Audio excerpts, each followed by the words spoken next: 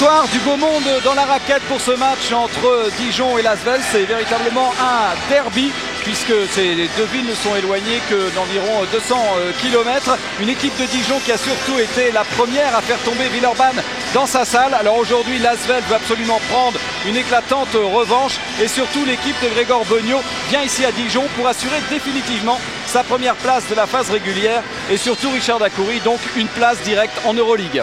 Tout à fait Bruno, je suis en direct live à côté de Grégor Beugnot, le coach de Villeurbanne. Alors Greg, on sait que vous avez perdu la semaine dernière contre Le Mans. Comment s'est passée cette semaine en entraînement? Avez-vous repris vos joueurs? Leur avez-vous parlé? Quel était votre discours? Écoutez, on est confronté à une situation qu'on n'a pas l'habitude de gérer, c'est d'être en tête avec de l'avance. Et c'est vrai que c'est pas évident du tout à gérer parce qu'il y a eu un laisser-aller contre Le Mans. Donc on a fait une grosse semaine d'entraînement.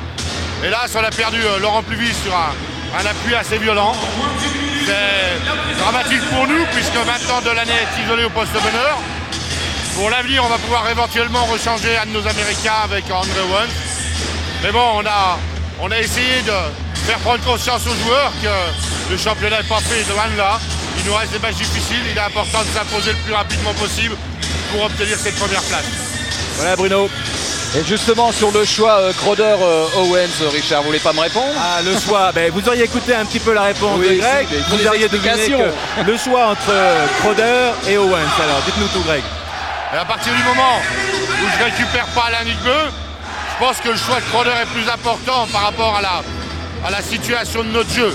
C'est-à-dire que Corey peut apporter défensivement, il peut apporter aussi offensivement très loin du cercle, sur les 3 points. À partir du moment où je récupérerai Alain, les choses peuvent changer puisqu'Alain peut prendre les responsabilités à 3 points. Et dans ce cas-là, mettre André qui est plus créateur. Alors l'autre question importante, quand Alain fera sa rentrée? Bientôt. Et ben voilà, nous savons tout. Merci Greg. On va regarder maintenant le classement justement avant ces matchs de la 27e journée. Alors le classement qui ne tient pas compte bien sûr de la victoire du Mans hier face à Évreux. Vous voyez que Villeurbanne avec 22 victoires, 4 défaites est largement devant et a besoin encore d'une victoire pour assurer cette première place. Dijon se bagarre avec le PSG, Cholet et Limoges pour assurer cette 3e place. Sacrée bagarre en prévision, il restera 3 matchs après cette journée à disputer en phase régulière. Si on a un petit peu de temps Bruno, c'est à côté d'Alain Niquebeux. Alain, dites-moi, votre santé, où en êtes-vous? Avant tout, si tu permets Richard, j'aimerais saluer mon ami Laurent Pluvy. Et au nom de l'équipe, on a une pensée pour lui. Revenons à moi, ça suit son cours, je suis en bonne santé. Je veux dire, j'ai repris l'entraînement, j'ai repris les shoots. Par contre, de vous donner une date précise de mon premier match, c'est pas encore possible, mais ce qui est sûr, c'est que je serai présent pour les playoffs. Très bien, merci Alain. Ça évidemment c'est la bonne nouvelle pour Villeurbanne avec la composition des équipes. On commence par Lasvel avec évidemment Delaney. Vous avez aperçu Corey Crowder, donc on a gardé le secret le plus longtemps possible. Du côté de Villeurbanne, Andrieux, Jens Uwe Gordon, le jeune meneur des espoirs Miguel, les espoirs villeurbanais qui ont été battus de très peu par cette bonne équipe dijonnaise des espoirs, Jimmy Nebo. Rémi Ripper qui effectue sa rentrée aujourd'hui. Il était absent depuis la 18e journée. Georgie Adams, Jim Bilbao ne le présente plus. Et Crawford Palmer lui aussi fait son retour puisqu'il était absent contre Le Mans à cause d'une contracture à la cuisse. L'entraîneur Grégor Beugnot avec qui Richard s'est longuement entretenu. Écoutez, on a tellement vécu ensemble de très belles années que ça crée des liens. Allez, pour l'équipe dijonnaise au grand complet, l'équipe dijonnaise qui a beaucoup à se faire pardonner auprès de ses supporters après un passage assez difficile avec Bruno Ham bien sûr qui va mener le jeu, le jeune Karim Chouchu, Laurent Bernard, le shooter Jonas Larsson, Paul Graham qui est toujours le 2e meilleur marqueur du championnat, Keith Hill, vous l'avez vu, c'est le 2e meilleur rebondeur, Willem Laure qui a un petit passage à vide en ce moment, Homo Kante et enfin Alex Nelcha, le franco-vénézuélien. L'entraîneur, lui aussi, vous le connaissez bien sur l'antenne de Canal+. C'est Chris Singleton, votre ancien entraîneur, Richard. Décidément, j'en connais du monde. Hein. Ah oui, c'est pour ça que vous êtes là. Hein.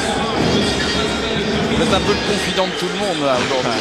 Alors la surprise, c'est bien sûr du côté de Villeurbanne. On en reparlera tout à l'heure. C'est le jeune Thomas Andrieux qui sera dans le 5. On a une très bonne paire d'arbitres aujourd'hui. Pascal Dorizon au premier plan et Christophe Vautier. On a tout en tout cas pour avoir un superbe match. Plein de suspense forcément, oui. Alors on va regarder le programme de la 27e journée. Si notre ami Igor veut bien nous le donner, voilà. Donc la victoire du Mans hier soir qui a pulvérisé Évreux, 80-52. Ce qui n'est pas étonnant sur la forme actuelle du Mans, qui fait vraiment figure d'épouvantail. 5e victoire de suite pour l'équipe d'Alain Weiss. Cholet-Portes, c'est l'autre gros match de la journée. Puis un match important aussi que vous pourrez suivre en différé sur Eurosport à partir de 22h, c'est Chalon-Nancy, dans le cadre bien sûr de la lutte pour les playoffs. Cette fameuse 8e place qui doit être en principe qualificative à une Coupe Corac, une Coupe d'Europe. Alors d'autres statistiques assez intéressantes. Le petit comparatif, ça c'est pour vous Richard, le technicien va parler. Eh bien, la défense de l'Asvel, écoute, c'est la première défense du championnat avec 64 points concédés seulement et contre Dijon qui défend un tout petit peu moins bien. L'attaque, l'Asvel est 2e du championnat alors que écoutez, Dijon, vous le disiez, n'est que 5e. Quant au reste, en pourcentage de réussite, Villeurbanne domine encore largement. Elle est encore, alors que, la seul avantage éventuellement ce soir qui peut être d'importance, Bruno, c'est la domination au rebond de Dijon, qui est la meilleure équipe du championnat. Ouais, plus 5 rebonds de différence quand même en moyenne, c'est important. C'est énorme. Alors d'autres statistiques, le match aller qui avait été l'une des grosses sensations à l'époque. Dijon était allé gagner dans un match d'attaque, comme vous pouvez voir, dans la salle de Villeurbanne à l'Astrobal. Malgré un gros match de Digbeu et de Rode, en face il y avait deux monstres, deux monstres à 3 Graham et Larsson avec un pourcentage à 3 points astronomique, 7 sur 11 pour Larsson et 5 sur 7 pour Graham. Alors ce soir, on doit s'attendre forcément à une défense peut-être particulière des joueurs de Greg Beugnot. Le connaissant, il a dû s'y atteler. Et peut-être un big.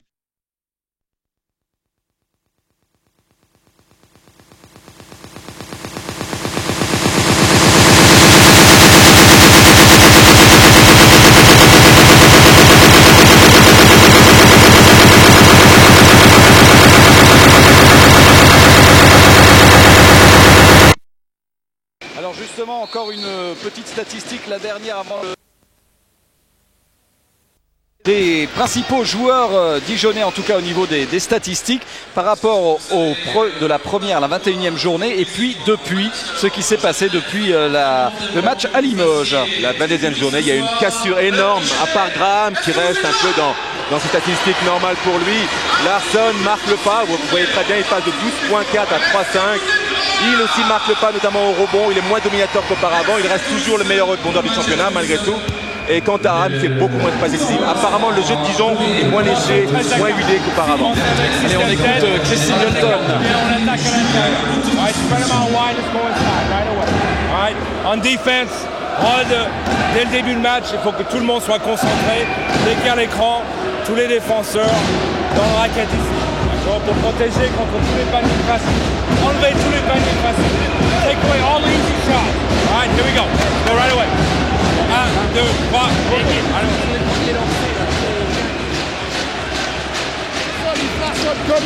Ok.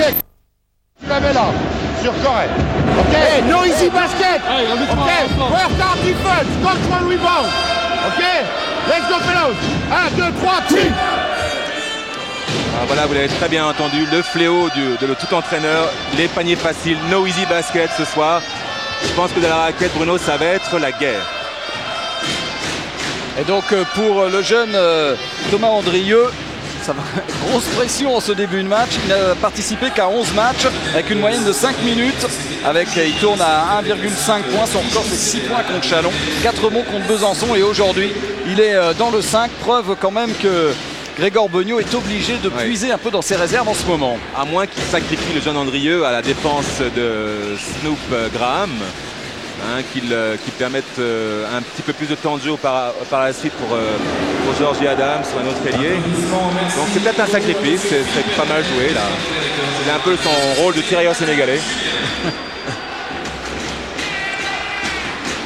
On envoie la chair fraîche au fond. Quelle expression.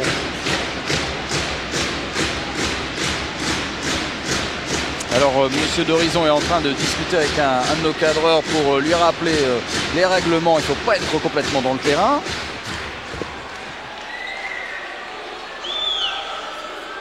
Voilà, le match va pouvoir débuter après ce petit rappel. À l'ordre, ils sont assez intransigeants là ce soir.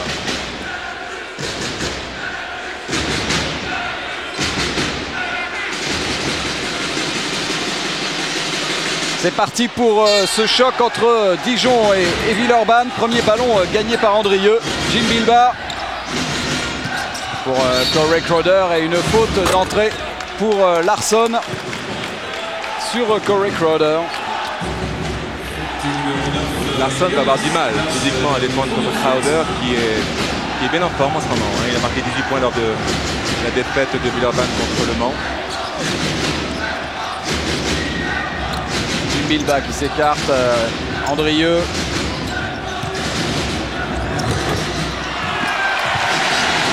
Et premier rebond à Dijon, premier tir manqué de Jim Bilbao. Alors évidemment aujourd'hui il va falloir suivre la performance de Bruno Ham dans sa salle. C'est lui qui donne vraiment le tempo de cette équipe dijonnaise qui a été irrésistible au début de l'année. Mauvaise passe de Phil Graham pour le moment là. Et on les a vus, ces Dijonnais complètement craqués la semaine dernière face à Portez. Et tout le public bourguignon attend une réaction de son équipe. Delaney Rudd. Et bonne défense de Ham face à Rudd. Deux équipes un petit peu tendues là. Ouais, Delaney qui force un petit peu son shoot là. Il essaie de forcer le destin. Alors que Snoop, en contrepartie, démarre à plein régime. Bonjour le cadeau pour Andrieux quand même, défendre sur Graham. Il a vite compris, il est allé le défier tout de suite. Il a vu que c'était un jeune joueur. On avait bien supposé, il l'envoie vraiment au carton là. Crawford Palmer, vraiment pas de réussite. Et un rebond raseur de Hill qui part aussi lui à 100 à l'heure. Il a décidé de montrer qu'il est le meilleur rebondeur français. Et 3 points pour Larsson. Les joueurs clés de Dijon sont en train de répondre présent. On a vu Hill au rebond, on a vu Larsson à 3 points et Graham en 1 contre 1. Je vois ces 3 joueurs, je les appelle un peu les staccanovistes un peu de Dijon. Ils tournent à 36 minutes, 35 minutes, 34 minutes par match. C'est énorme. Ce sera important cette statistique à la fin de la saison, savoir s'ils pourront récupérer. Pierre Andrieux, c'était à 2 points. Et rebond pour Nelcha. Et déjà un 5-0 Bruno pour Dijon. Oui, surtout beaucoup de maladresse, en tout cas d'absence de réussite pour Villeurbanne. Ham. Passe difficile pour Graham. Hill. Ouais, très bien dans le match les Dijonnais. Très bonne entrée en matière. 7-0. Il faut honneur à leur public qui est venu hyper nombreux ce soir. La salle est pleine à craquer. Elle vibre avec son équipe. Et on sait que Dijon est une équipe qui aime bien affronter les gros dans sa salle. Vous avez quelques souvenirs ici. Ce ne sont plus que des souvenirs, hélas. Première faute pour Keith Hill. Grosse motivation. Grosse envie. Remise en jeu effectuée par Crowder. Delaney Rudd. Deuxième shoot manqué de Delaney qui force son shoot, qui se plaint après M. l'arbitre de ne pas avoir la faute. Et là, Graham à 3 points. Et rebond d'Andrieux. Delaney Rudd. Une mauvaise passe de Delaney Rudd interceptée par Graham. Début de match très difficile de Villeurbanne. Faute d'Andrieux. Non, le panier sera refusé. Et Singleton aurait bien voulu l'avoir. On n'est pas aux États-Unis, Chris, on n'est pas aux États-Unis. Bien arbitré. Temps mort, bien sûr, bien évidemment, de Greg Orbegno qui veut éteindre immédiatement l'incendie. Et on va l'écouter, Greg Orbegno. C'est rien. It's nothing. Don't be excited like that. Ok? Soyez pas excited like that. C'est rien. Attention, en défense. The best solution at defense is anticipation on the move. D'accord, on veut défendre après qu'ils aient la balle. Non. Play defense before they get the move. Ok? Graham, il part de ce côté-là sur la droite. Essaye d'anticiper. D'accord, il va pousser la balle à droite. Essaye d'anticiper. Ok? Les gars, si on n'a rien, travaillez bien, c'est pas grave, en ayant agressivité après le transfert, after transfert, be agressif. Ok, alors, pour aller. Ah, c'est un régal quand même, Greg, hein, notamment pour des joueurs. Des discours sereins. Il essaie de les remettre tranquillement sur les rails. Et moi je préfère 100 fois ce genre de coach aux coachs qui hurlent après leurs joueurs, là, qui essaient de les stimuler d'une manière un peu artificielle. En plus là il y a quand même que 3 minutes de jeu, 7-0 en début de match. Encore rien de grave, surtout pour une équipe aussi sereine et aussi sûre de son jeu, de son collectif que Villeurbanne. Larsson avec Bruno Ham. Et j'ai l'impression que Delaney-Rod s'est fait mal. Ouais, il n'est pas au mieux là. Ah oui. Et ça Bruno va en profiter. Ah oui. Avec grimace. Le panier à 3 points réussi par Larsson, 2 sur 2 pour le Suédois. Qu'est-ce qu'il a? Il a mal au dos, il a mal au... Et là ça serait même pas un coup dur, ça serait une catastrophe pour Villeurbanne avec l'absence de Laurent Pluvy. Sans meneur vraiment pas tenté ou attitré, ce serait catastrophique. Apparemment il porte une cuissard, il doit souffrir des adducteurs ou des ischios.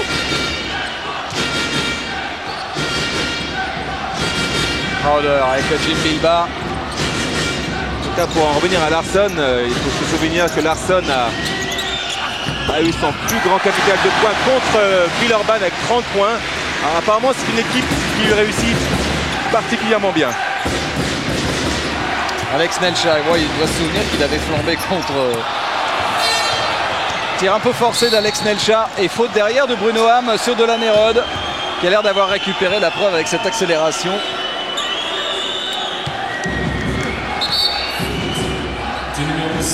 Georgie. Frédéric Godard, notre réalisateur, nous remontre Delaney-Rod en train d'essayer de récupérer après, je sais pas, c'est un bizarre, un faux mouvement. Vous voyez les passeurs en Pro A, meilleur passeur c'est Delaney-Rod 7,5 et puis Bruno Ham, le Dijonais. Meilleur passeur français et troisième meilleur passeur au général. Belle performance pour Bruno qui fait une très bonne saison. Hein.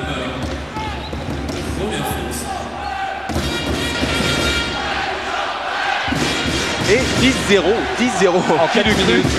4 minutes sans le moindre petit point pour l'équipe de Villeurbanne. C'est la raison pour laquelle Greg a fait rentrer Georgie Adams, qui est en général très prolifique en attaque. Il faut amener du danger à cette équipe de Villeurbanne qui n'arrive pas à se créer de bonnes positions.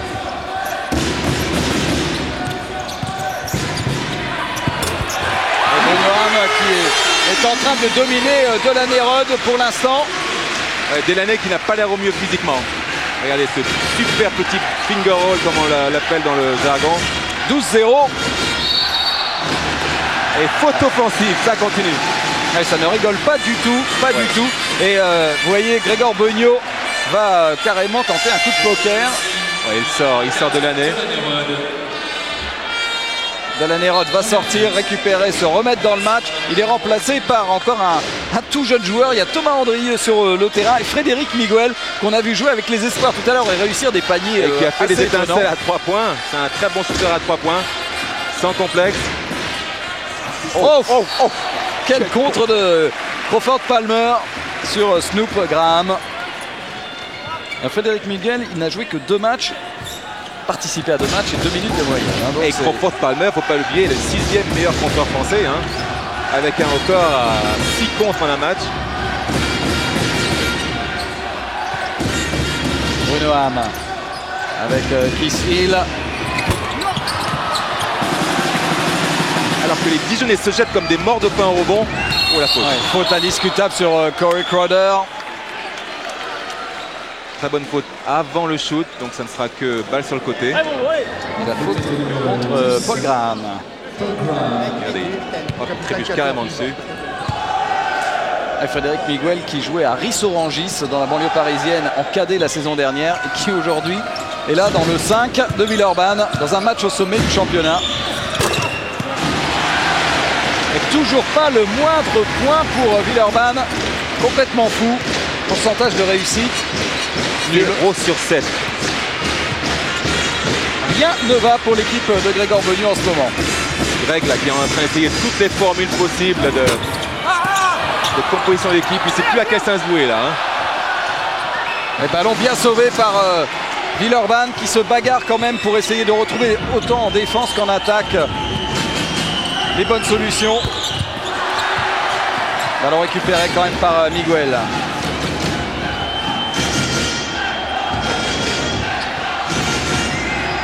Villeurbanne n'a pas dû connaître une telle disette cette saison en début de match. Faute de Graham, bien provoquée par Crowder. Et Graham qui demande à Singleton de le laisser sur le terrain. Il est tout à fait capable de gérer ses deux premières fautes là. Palmer remplacé par Jimmy Nebo alors qu'on revoit la faute de Graham sur Crowder. Ah voilà, Villeurbanne il leur faut un panier. Il n'a pas tout pris percer le filet une première fois pour reprendre confiance. Et voilà, c'est lui comme toujours le pompier Jim Bilba à 3 points. À 3 points dans son coin préféré. Ah, il en a mis des paniers importants dans ce cas. On parle toujours de celui qui a offert la victoire face à la Belgique à Tourcoing avec l'équipe de France par exemple à la dernière seconde. Il y en a eu plein d'autres comme ça. À Limoges à l'époque et encore à Villeurbanne. 12-3. Larsson. Il a tenté un alley-oop, je ne sais pas exactement, entre Graham et Hill. Ça, ce n'est pas très bon. Si Dijon commence à dominer au rebond, aussi bien défensif qu'offensif, Villeurbanne n'aura absolument aucune chance de refaire son retard. Oui, déjà 8 rebonds à 5. Hill. Et encore un rebond supplémentaire, devinez de qui? De Bruno Ham. Deuxième rebond offensif de Bruno. Là, décidément, rien ne va plus à Villeurbanne. Et Delaney-Rod va effectuer son retour. Il a purgé sa peine. Oui, je pense. Mais il a surtout, je crois, retrouver un peu ses esprits. Larsson, il a pas osé prendre le tir, il le prend derrière. Oh là là là là là là là là 3 sur 3 pour Larsson. Ouf. Extraordinaire, Jonas Larsson, début de match à 2 points apparemment. Non, c'est pas 2 points, il devait avoir les pieds sur la ligne, mais peu importe, troisième shoot sur 3 tentés et réussi par Larsson. Alors qu'à Villeurbanne, c'est toujours là, vraiment la disette. Il s'est remis derrière la ligne. Pourtant la position était correcte. Il a eu raison de prendre ce tir. Oui ou non? Oui, selon la philosophie de Chris Singleton, tout à fait. Selon celle d'autres coachs, non. À 3 points, Georgie Adams. Écoutez, la machine est peut-être lancée, ça y est. En tout cas, ce sont les tirs extérieurs qui permettent à Villeurbanne de revenir un petit peu dans ce match. 14-6. 2 paniers signés Bilba et Adams. Alex Melchar avec Graham. Il y a quand même plus de difficultés face à... Oh là là. Quel dunk de Kissil après cette passe laser de Graham. Super passe de Graham là, qui a su lire la défense puisqu'il était venu à 2 en défense contre lui. Et il a trouvé le joueur seul. Et il nous a régalé avec un super smash. Georgie Adams avec la planche. Premier panier à 2 points du match pour Villeurbanne après 9 minutes de jeu. Georgie m'a confié avant le match qu'il avait souffert beaucoup à l'entraînement après son calamiteux 2 sur 11 du Mans et il avait à cœur de faire un super match. Il est parti sur très bonne base. Bonne interception de Jimmy Nebo qui était en déséquilibre mais qui a réussi à reprendre cette passe de Bruno Ham. Et Delaney-Rod toujours en train de patienter sur le banc, comme ça se passe plutôt bien en ce moment. Gregor Benio laisse Miguel à la baguette.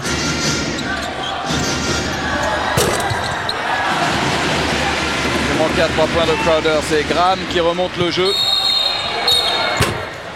On voit qu'il a joué quand même en NBA. Exactement, il a entendu le coup de sifflet et il en a profité pour éventuellement, on ne sait jamais si l'arbitre avait accepté la continuation, prendre son shoot. Moi, ça manque ça en France. À la Barclay. J'aimerais que ce genre de nouveaux règlements apparaissent en France ou au niveau de la FIBA. Ce serait pas mal. Qu'en pensez-vous? Êtes-vous pour? Oui, je suis pour. Tout ce qui permet de marquer un petit peu plus de points, je suis pour. Ça rajoute toujours un petit peu de spectacle, c'est pas plus mal. 16-8. Larsson. Oh, il est chaud, il est très très chaud. Jonas Larsson, on vous parlait de ses statistiques en chute libre depuis 5 matchs. Et là, il nous fait mentir. 10 points déjà pour Larsson à 80%.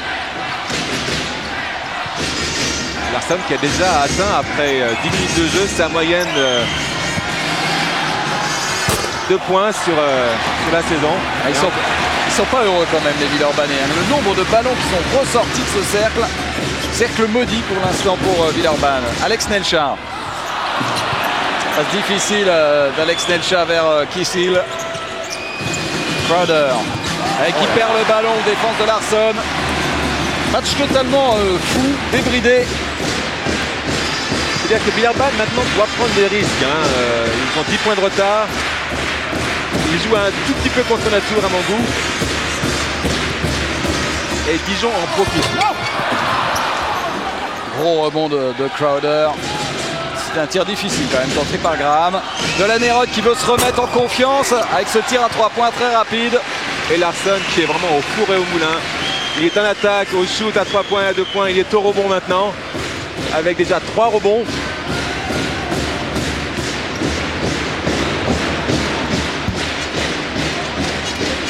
À 50% à 3 points pour Dijon.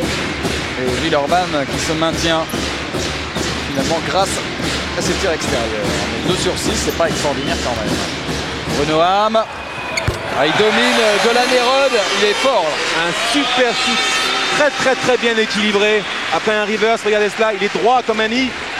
Et swoosh, 2 points supplémentaires pour Bruno, qui aussi relève vraiment très positivement le défi que lui impose Delaney, qui lui n'est pas au mieux encore pour le moment. Pourtant, en l'absence de pluie, Villeurbanne a besoin d'un Delaney-Rod au top de sa forme. Entrée de Willem Laure. Et voilà la rentrée de Rémi Ripper. On vous l'a dit, absent depuis la 18e journée. Rémi, qu'on est content de voir revenir sur les parquets, mais qui, après chaque entraînement, souffre toujours de la voûte plantaire. Et qui, pour comble de malheur, s'est cassé le nez cette semaine à l'entraînement. Il est un peu chat noir en ce moment. Georgie Adams, tir manqué, mais le rebond sera quand même finalement pour Villeurbanne, récupéré par Delaney-Rod. Duel avec Bruno Ham. Oui, faute de Willem Laure. Un écran un peu mobile de Willem Laure. C'est la 7e faute collective pour Dijon. Mais ils ont du monde, Dijon. Ils peuvent faire tourner leur monde, la preuve. Johnson, Non, c'est le change derby.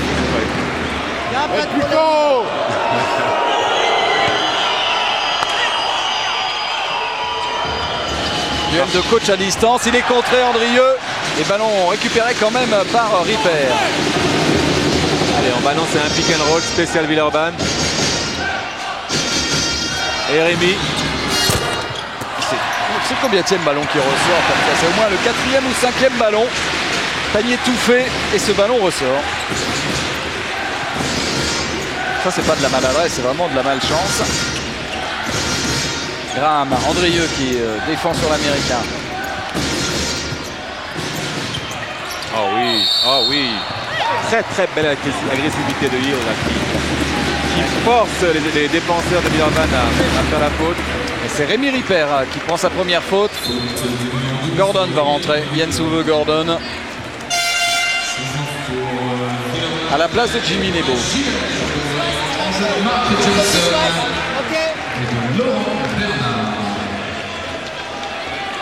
Eh oui. Oh là là, regardez ce 8% de l'Asvel, c'est pratiquement du jamais vu à ce niveau-là de la compétition. 1 sur 12. 1 sur 12. 8%. Est-ce bien raisonnable?